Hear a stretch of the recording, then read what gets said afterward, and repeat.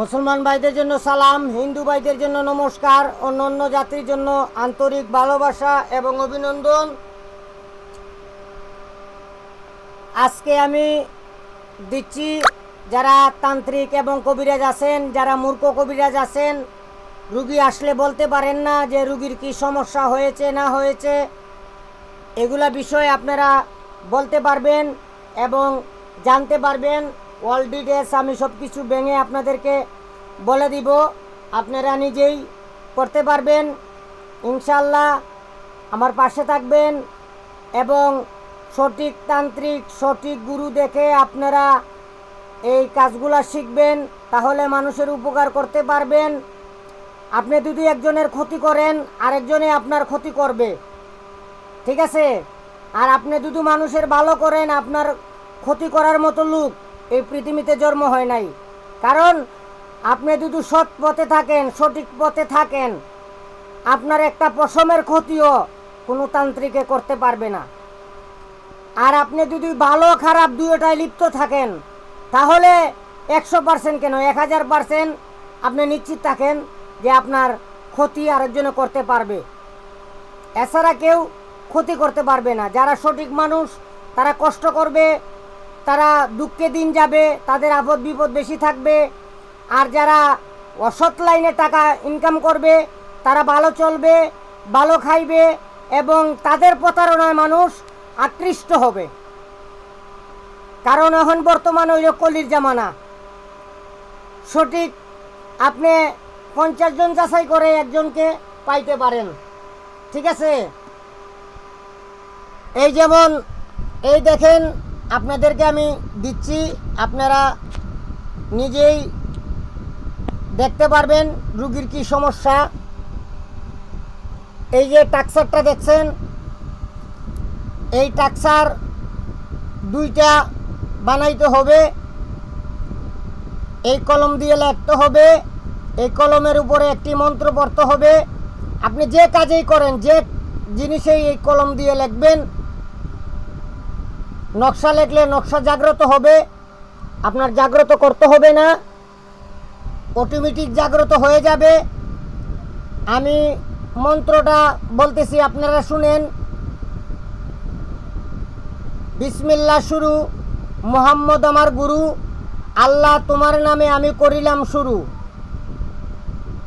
এই কথা বলবেন আর উস্তাদকে স্মরণ করবেন 11 বার। গুরু ধর্ম, গুরু কর্ম, গুরুর চরণ সার, গুরুর চরণ বিনে গতি নাই আমার। মাতা পিতা উস্তাদ গুরুর চরণে ভক্তি হাজার। 11 বার বলবেন, 11টা এই পেন্সিলের মাথায় ফু দিবেন। তারপরে আপনার একটা মন্ত্র আছে, এই মন্ত্রটা পরে কলম জাগ্রত করবেন। আলিফ লাম মিম, 3 হরফের শক্তি অসীম। 3 হরফের নামে কলম জাগাই লাগাই কামে। জাগরে কলম জাগ, আমি যে কাজে লাগাবো সেই কাজেই লাগ। কাগজ কলমের মিল আজীবন থাক, মিলে মিলে 3 মিল। এই কলমে মারিলাম খুদার হুকুমের খিল। লা ইলাহা ইল্লাল্লাহ মুহাম্মদুর রাসূলুল্লাহ। এই কলমে যা লিখবো করে দেও হানাফিল্লাহ। এইভাবে 101 বার পড়বেন, 101টা ফু দিবেন, তাহলে আপনার কলম জাগ্রত হবে। আমি আবারও মন্ত্রটি বলতেছি। আলিফ লাম মিম, 3 হরফের শক্তি অসীম। 3 হরফের নামে কলম জাগাই লাগাই কামে। জাগরে কলম জাগ, যে কাজে লাগাই সেই কাজেই লাগ। কাগজ কলমের মিল আজীবন থাক, মিলে মিলে 3 মিল। কলমে মারিলাম খুদার হুকুমের খিল। লা ইলাহা ইল্লাল্লাহ মুহাম্মদুর রাসূলুল্লাহ। এই কলমে যা লিখবো করে দাও হানাফিল্লাহ মুহাম্মদুর রাসূলুল্লাহ। এইভাবে 101 বার পড়বেন, 101টা ফু দিবেন, তাহলে আপনার কলম জাগ্রত হবে। এই কলম দিয়ে 2টা টাক্সার লিখবেন। 2টা টাক্সার লেখার পরে যখন আপনার কাছে রুগী আসবে, রুগীর শরীরে তাবিজ কবজ থাকলে এগুলা খুলে ফেলবেন, খুলে রুগীকে বলবেন অজু করে আসার জন্য। এই দুইটা টাকসার নিচে রাখবেন, রাখার পরে এই দুইটা টাকসার রুগীর পায়ের নিচে দিবেন, দেওয়ার পরে গড়ি ধরবেন 5 মিনিট। যখন এই দুইটা নকশার মাঝে রুগী দাঁড়াইবে, দুই রুগী দম বন্ধ হয়ে যায়, তাহলে বুঝবেন রুগীকে কেউ কোনো কিছু খাওয়াইছে। আর যদি রুগী সামনের দিকে হেলে পড়ে যায়, তাহলে রুগীর উপরে চালান করা হয়েছে। আর যদি রুগী পিছন দিকে পড়ে যায়, তাহলে বুঝবেন যে রুগীর সাথে জিন্নাতের সমস্যা আছে। আর যদি রুগী ডাইন দিকে পড়ে যায়, তাহলে বুঝবেন অদৃশ্য শক্তি রুগীর সাথে আছে, মানে নজর দোষ আছে। আর যদি বাম দিকে পড়ে যায়, তাহলে বুঝবেন কোনো তান্ত্রিকে তাকে ক্ষতি করছে।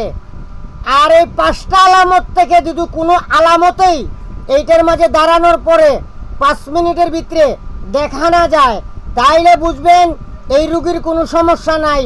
এই রুগীরে ডাক্তার দেখাইলে রুগীটা ভালো হয়ে যাবে, এই রুগী আপনার কাছে ভালো হবে না। এইভাবে আপনারা চেকিং করতে পারবেন।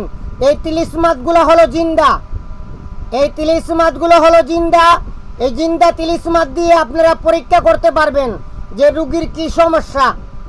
ঠিক আছে, এভাবে আপনারা পরীক্ষা করে নেবেন। বৃক্ষ তোমার নাম কি, ফলে পরিচয়, মন্ত্র পাঠ করা লাগবে না। তারপরে যদি রুগীর সাথে এরকম দেখা যায়, তাহলে আপনারা মনে করবেন রুগীর উপরে যদি হাজির করতে চান, এরকম বিদ্যা আমার চ্যানেলে দেওয়া আছে, আপনারা দেখে নেবেন। অথবা রুগীর মাথায় বাম হাত দিবেন, দিয়ে আপনারা 101 বার মন্ত্র পাঠ করবেন। 101 বারের ভিতরে রুগীর উপরে আশিক জিনও যদি হয়, তার উপরে বরণ উঠবে। মন্ত্রটা আমি বলতেছি, আপনারা শুনেন। উত্তরে ডাকি, পশ্চিমে ডাকি, পূর্বে সূর্য উদয়, পশ্চিমে তার লয়, আছো কোথায় জিন্নি শয়তান, অমুকের কন্যা অমুকের অঙ্গে আয়, সুলেমান পয়গাম্বরের দুহাই, দুহাই এলাহির, অমুকের অঙ্গে বরকর জিন্নি, হুফান তাসির, দুহাই আল্লাহ, দুহাই জল্লে জালালা। এক নিঃশ্বাসে একবার পড়বেন, তাহলে মন্ত্র কাজ করবে। আর যদি মন্ত্র বাইঙ্গা বাইঙ্গা বলেন, মন্ত্র কাজ করিবে না। এইভাবে আপনারা পাঠ করবেন। উত্তরে ডাকি, পশ্চিমে ডাকি, পূর্বে সূর্য উদয়, পশ্চিমে তার লয়, আছো কোথায় জিন্নি শয়তান, অমুকের অঙ্গে আয়, সুলেমান পয়গাম্বরের দুহাই, দুহাই এলাহির, অমুকের অঙ্গে বরকর জিন্নি, হুফান তাসির, দুহাই আল্লাহ, দুহাই জল্লে জালালা। এইভাবে আপনারা চিকিৎসা করতে পারবেন এবং রুগীর উপরে আপনারা হাজির করতে পারবেন। যদি আপনারা এই রুগীর উপরে বরণ উঠার পরে যদি তাকে কন্ট্রোল না করতে পারেন, তার কানে আঙ্গুলে একটি সুতা বেঁধে দিবেন, অথবা তার চুলে একটি গিট্টো মেরে দিবেন।